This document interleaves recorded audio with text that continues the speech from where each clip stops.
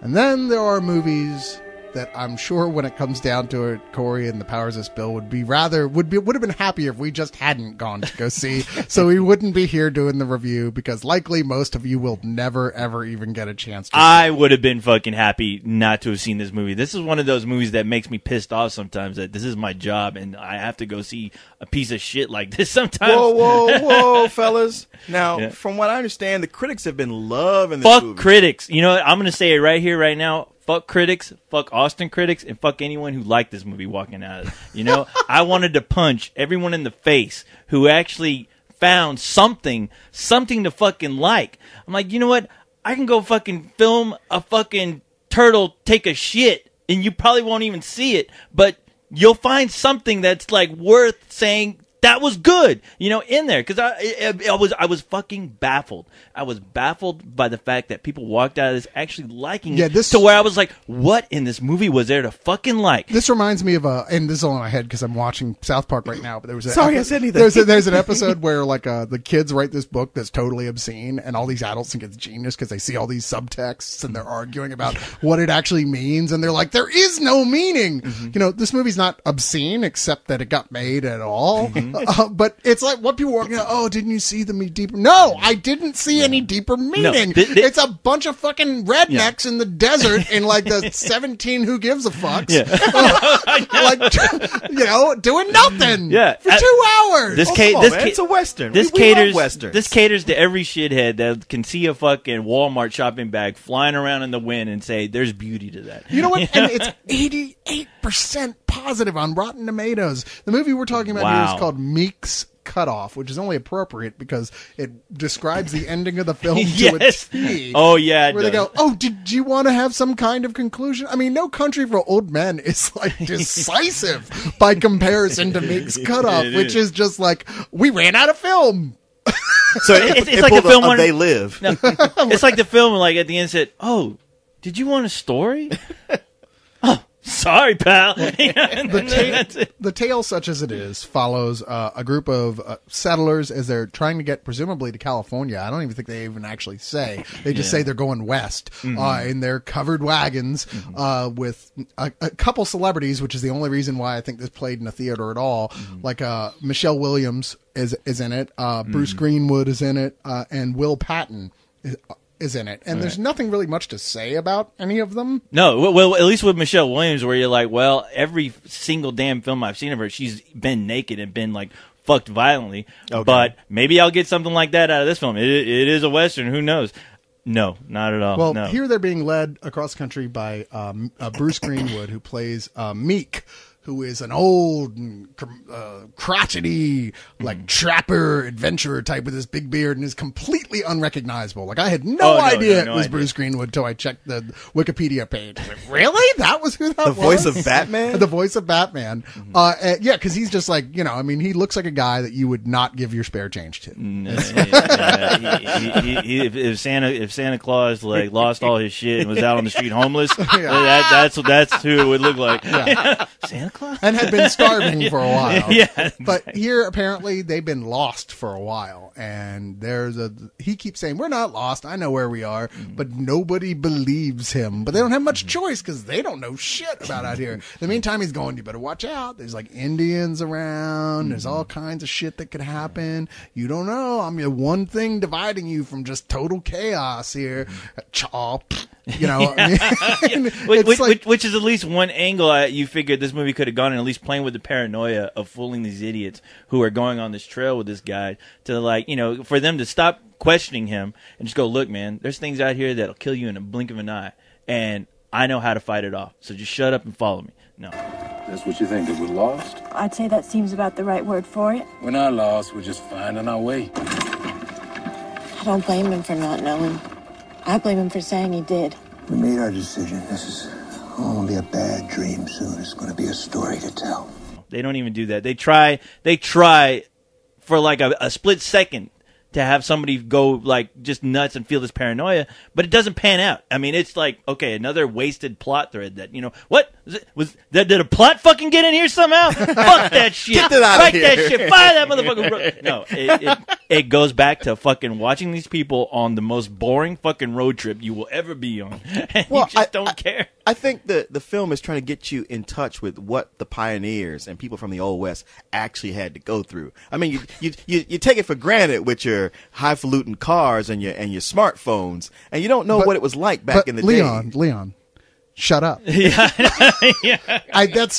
Who cares? Hey, look. Really? We Yeah. don't know. Oh, yeah, we're Americans. We don't know anything about Westerns. What? It's our genre. Yeah. We know about Westerns. Yeah. Okay, so this isn't your typical Western, right? It's a more accurate representation of how things were in the Old West. Yeah, it wasn't gunfights all the time. Yeah, they sucked. It Yeah, was I know. boring as Nobody shit. give- There was nobody nothing gives a to shit. do. It was I just know. people looking at the dirt going, know. yep, it's more Yeah. dirt.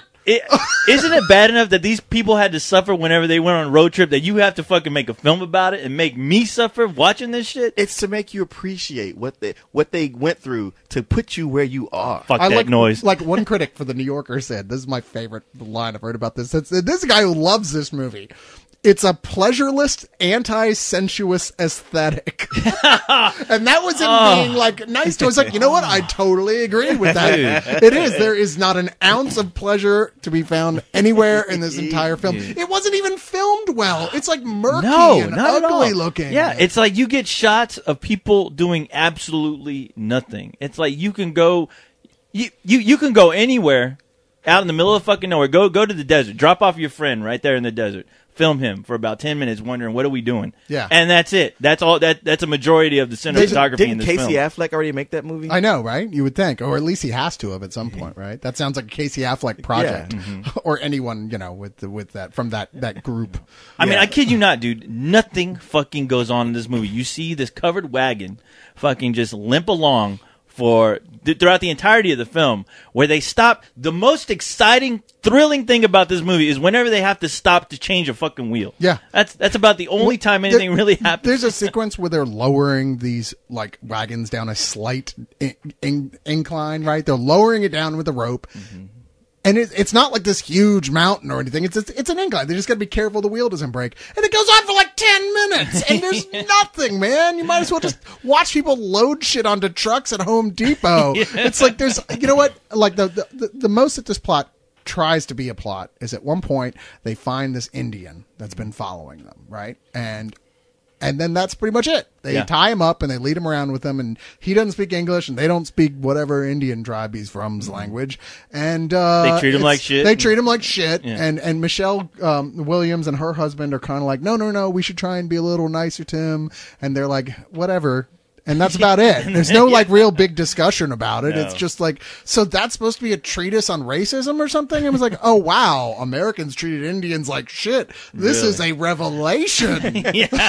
So basically, Michael Bay could come in here right now and say, "Y'all miss me now, don't you?" Dude, I mean, honestly, I told somebody when we got out of there, I was like, you know what? I was waiting for a fucking robot to fall out of the sky. Or Anything. something. Anything besides fucking looking at the wind blowing and seeing this covered fucking wagon just go nowhere. Dude, somebody breastfeeding their child would have been thrilling compared to what we had seen at this point. Seriously, Yeah. it would have been like, that would have been the highlight, the best thing that happened in the whole film. It was depressing. Dude. Well, I've never seen a film in my entire career that made me want to give up my entire career. As far as, It was so well named. It was very, very Meek, and it totally just cut off. Yeah. It was Yeah, Meek's well, cut off it was was, the it best was name. the biggest fuck you a director could ever give to an audience. Yeah, like really. One reviewer said, some audiences will ask themselves, was it just a cop-out, or was it hauntingly ambiguous? I was like, no, it was a fucking cop-out. Wait, to be fair, it's not really a cop-out if you didn't have a story to begin with. Yeah. Because who gives a shit what happens to these people?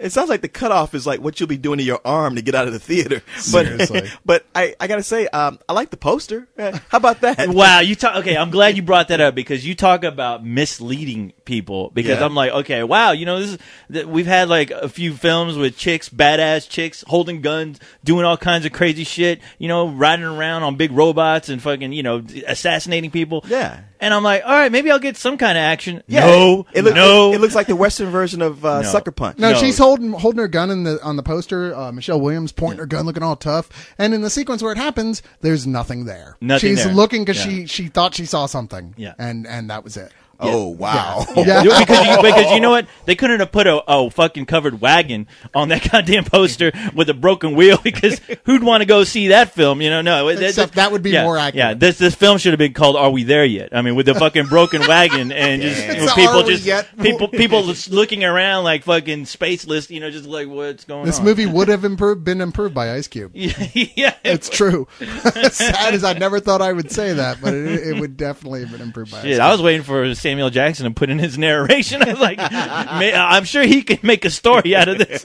You know? Now, this is the fourth effort from a director called Kelly Reichardt, who I discovered in 2008.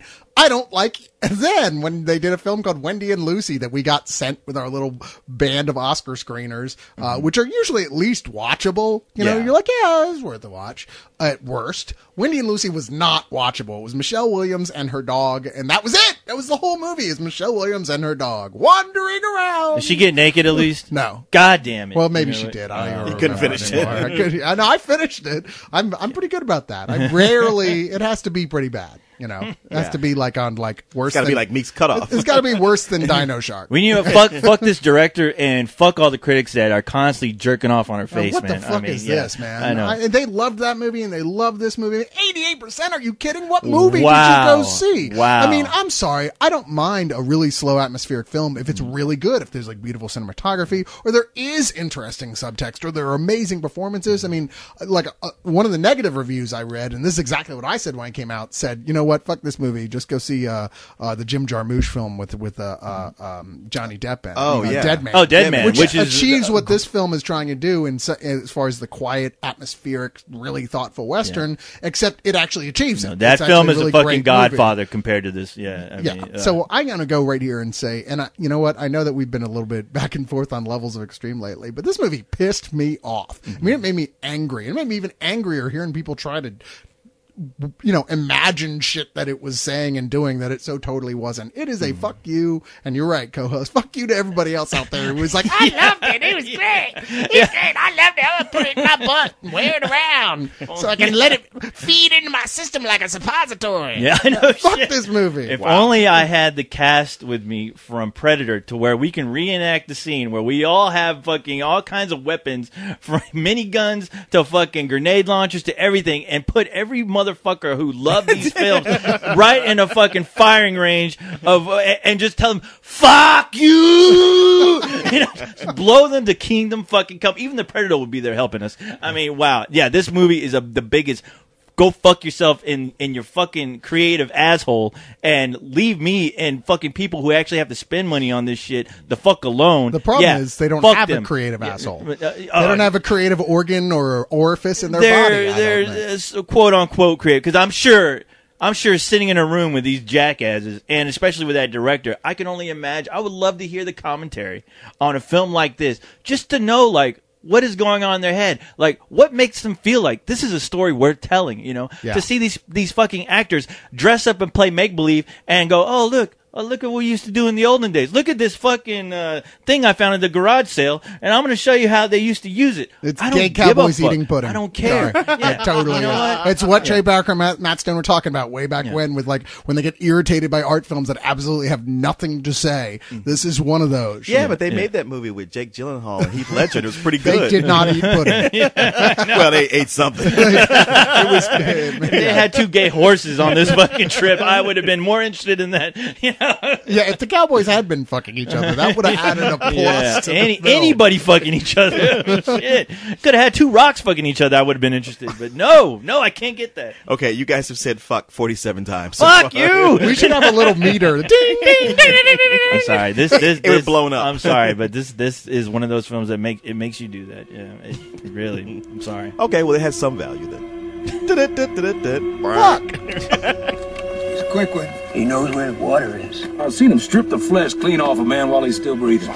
You people got no idea what you are dealing with here.